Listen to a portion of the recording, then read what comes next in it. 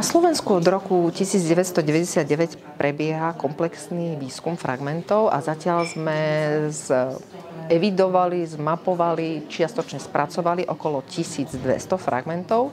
Z toho je 800 sprístupnených vo forme publikácií, knižných publikácií a vyše 400 fragmentov vo forme online v slovenskej databáze cantus.sk, ktorá je medzinárodne prepojená na portál Cantus Index celého sveta, kde sú zverejnené stredoveké hudobné materiály z celého sveta, aj zo Slovenska.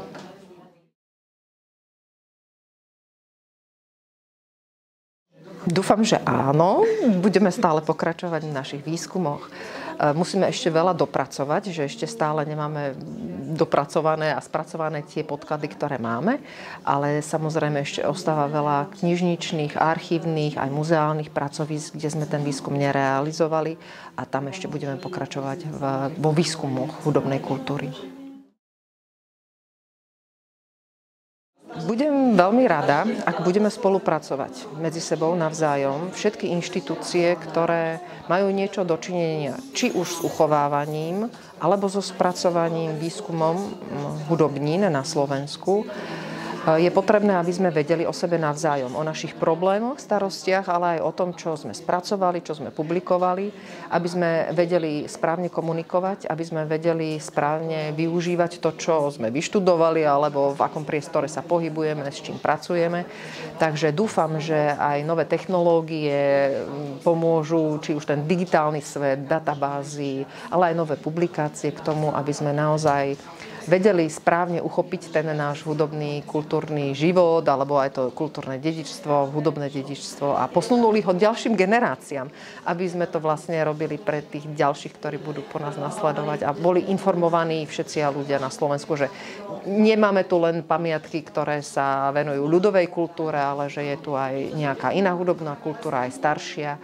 A aj keď je v latinskom jazyku alebo pochádza z Nemecka, Francúzska, Talianska, tak napriek tomu našu hudobnú kultúru veľmi obohatila.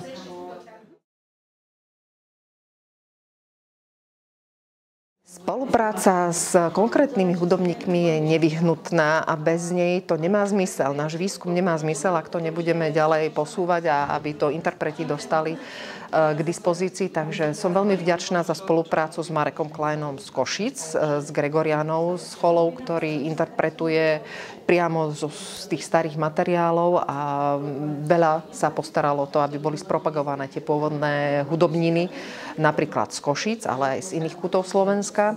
Pri vydávaní teda svojich CD v minulosti spracoval bratislavský notovaný misál, bratislavské antifonáre, spišské materiály zo Spiša.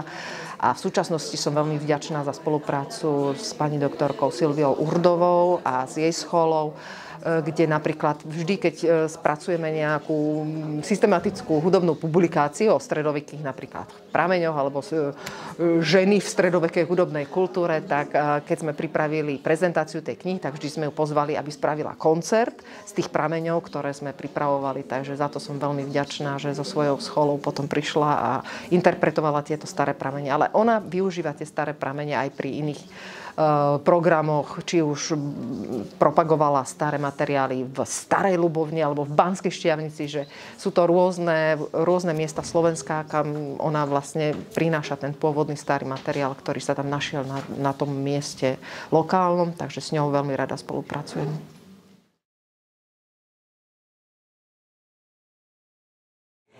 Tak já se věnuji výzkumu jak hudebních památek, tak i nehudebních památek, takže to se týká i archivních pramenů vlastně, takže v případě, kdy se v některých lokalitách nebo institucích nedochovaly konkrétní hudební památky, tak pro nás vědecké pracovníky jsou důležité i ty archivní prameny, jako účetní knihy, hudební inventáře, nebo knihy testamentu, které o hudební kultuře informují dost často velmi podrobně a jsou často jedinými vlastně informacemi o hudební kultuře.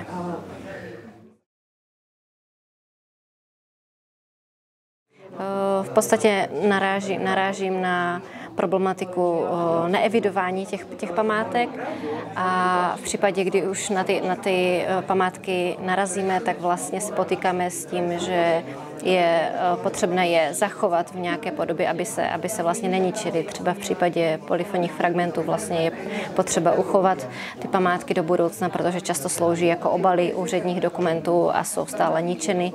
Takže tato potřeba vlastně restaurování a zachování těch památek a teda větší zpřístupnění vlastně i badatelům a výzkumníkům. Tak já v podstatě za velkou výhodu považuji to, že jsem pracovala asi více jak 10 roků s prameny vlastně na Moravě, kdy jsem zpracovala všechny prameny dostupné právě týkající se hudební kultury v moravských královských městech v 16. století a tím pádem dokážu už mnohem snadněji vlastně pracovat i na Slovensku s archivními prameny a je ten výzkum prostě snadnější, rychlejší a dokážu ty informace hlavně porovnávat a to je vlastně i mojí snahou v podstatě ty lokální výsledky porovnávat napříč středoevropským prostorem a přinést teda, nebo předat dál ty poznatky i jiným vlastně badatelům, nejen našim národním, ale i vlastně zahraničním. Takže rozšiřování toho povědomí o důležitosti hudební kultury na Slovensku, v Česku, v Rakousku, vlastně v tomto nejbližším okolí. Já jsem studovala na Ústavu hudební vědy Masarykovy univerzity, takže tam i nadále Ústav hudební vědy Slovenské akademie spolupracují vlastně a také máme i další instituce, třeba v Rakousku je to klášter v Klosterneuburgu, s kterým intenzivně spolupracujeme a snažíme se podávat tedy společné projekty vlastně, aby mohl ten výzkum být tak rychleji šířitelný.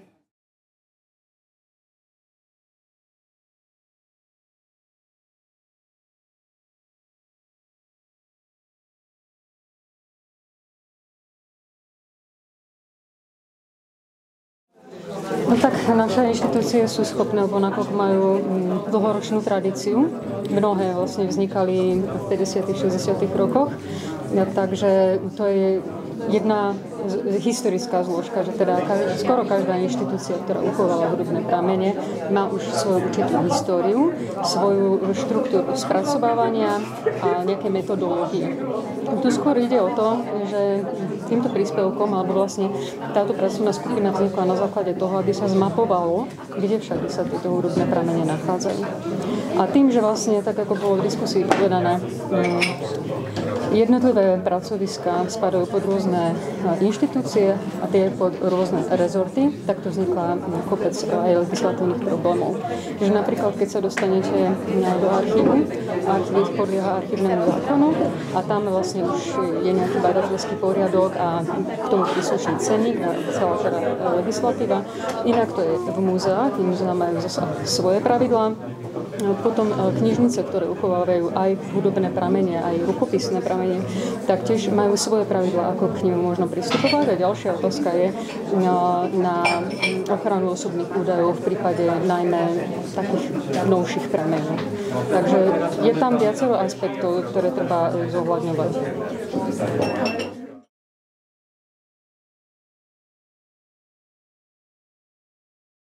Určite má zmysel rozmýšľať aj v dnešnej dobe o tom, že či je dôležité robiť takéto prieskumy. Kedysi sme mali vypublikované rôzne teda publikácie, ktoré to dokumentovali, ale je potrebné ich zase aktualizovať na súčasné pomery. Takže áno, to bude publikované v zborníku Prameny slovenskej hudby, ktorý vychádza teda každoročne.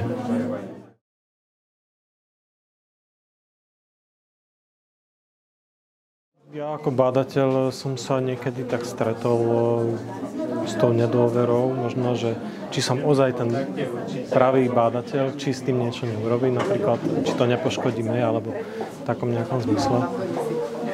A zase možno je to aj zo strany toho bádateľa, že či dôveruje naplno tej inštitúcii. Je to také obojstranné.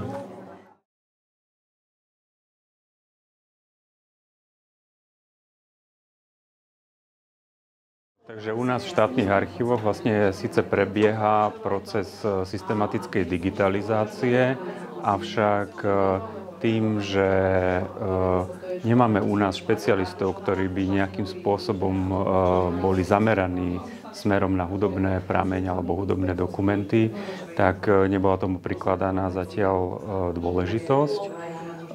Myslím si, že pokiaľ príde možno zo strany bádateľov a zo strany verejnosti vyšší tlak na to, alebo teda požiadavka, aby sme pokračovali v digitalizácii aj týmto smerom, a zároveň budeme mať možno lepšie spolupráce, pretože tá digitalizácia neobsahuje len ten samotný proces zosnímania, ale aj ten popis, tie metadáta, a na to sme odkázaní samozrejme na spoluprácu s inými. Takže pokiaľ by sa aj toto podarilo rozšíriť a zintenzívniť táto spolupráca, tak vidím priestor na rozbehnutie digitalizácie aj týmto smerom. Áno, ja si myslím, že tá spolupráca medzi teda, či už hudobnými vedcami, archivármi, muzejníkmi by mala byť zintenzívnená a možno by sme mali hľadať spolu, alebo vlastne však aj táto samotná konferencia slúži tomu, že hľadáme nejaké spoločné možnosti spolupráce aj v rovine metodickej a teda usmernenia možno tej našej archivárskej práce pre takýto špecifický typ dokumentov a zároveň my vieme potom zorientovať aj bádateľsky zase hudobných vedcov, ktorí robia výskum v archívoch. Takže toto by som akože zdôraznil ako dôležité z mojej strany.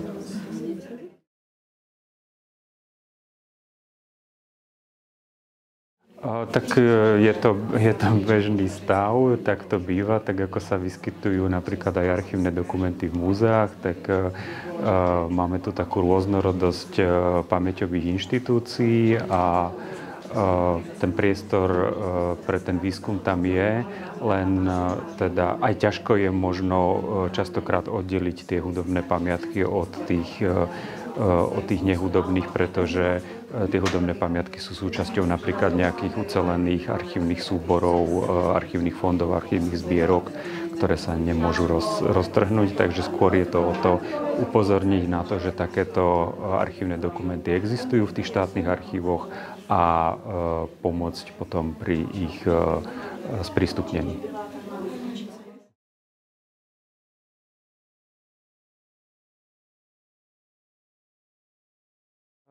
Tak ja osobne som robil vlastne výskum o jednom z banskoštiavnických skladateľov, o ktorom teda o jeho osobnom živote a o jeho fungovaní v Banskej Štiavnici nebolo známe nič. Boli známe teda jeho skladby, ktoré sa zachovali, ale inak zatiaľ sa tomu nikto nevenoval. No a mne sa práve podarilo zrekonštruovať jeho život vďaka tomu, že teda bol to banský úradník, takže nebol len skladateľ, ale zároveň bol aj banským úradníkom a vďaka tomu, že teda v tom banskom archíve sú dokumenty práve toho administratívneho charakteru, tak na základe týchto dokumentov som potom zrekonštruoval jeho v podstate celý život. Odkedy prišiel ako mladý muž z Čiech do Banskej Štiavnice až po jeho smrť. Takže to je taký pekný príklad toho, že aj v banskom archíve, kde by to nikto neočakával, je možné nájsť pramene k hudobnej kultúre. A ako sa to volá? František Hrdina.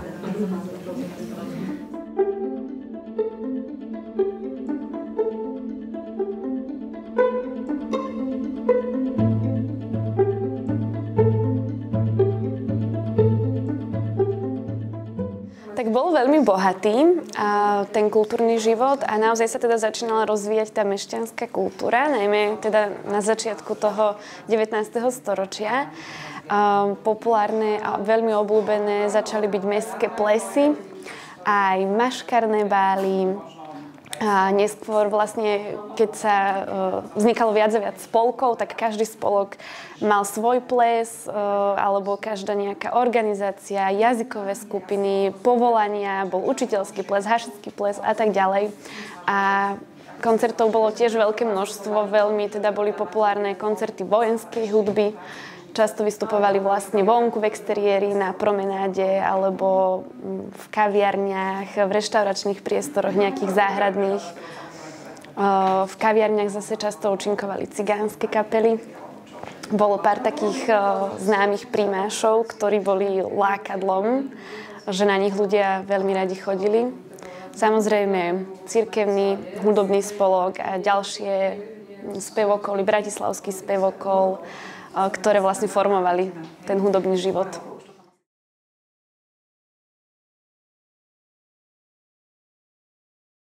Tak v priebehu toho 19. storočia do roku 1884, hlavne teda v Redute a ešte v starej budove Mestského divadla a potom samozrejme v sieni reprezentantov, ktorú sme spomínali, v vlastne sieni v Radnici, v primaciálnom paláci, zrkadlovej sieni a potom aj vlastne v Belvi. To bolo také veľké zariadenie kultúrne.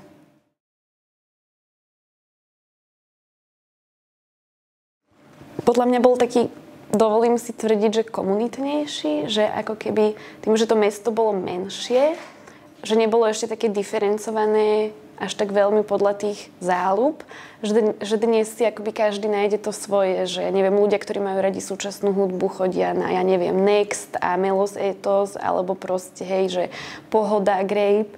A to už troška zase iný žáner, ale že každý si nájde svoje. Ale vtedy podľa mňa toho nebolo až tak veľa, takže väčšinou tí ľudia chodili na tú jednu akciu, ktorá proste zrovna bola. Alebo pár akcií.